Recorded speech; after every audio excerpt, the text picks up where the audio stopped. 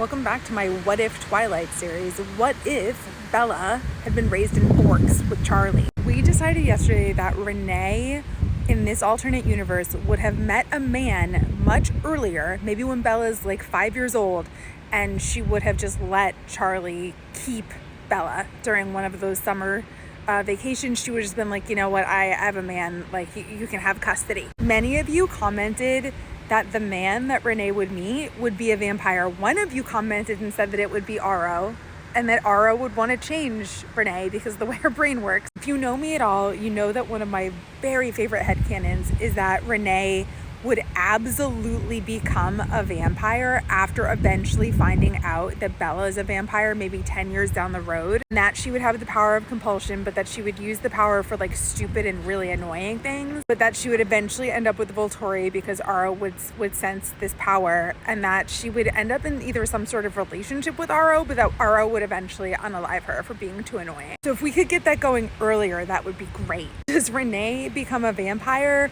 and that's how Bella is sucked into the supernatural world? Does Renee get together with Aro and become part of the Volturi polycule? Regardless, Renee meets a man.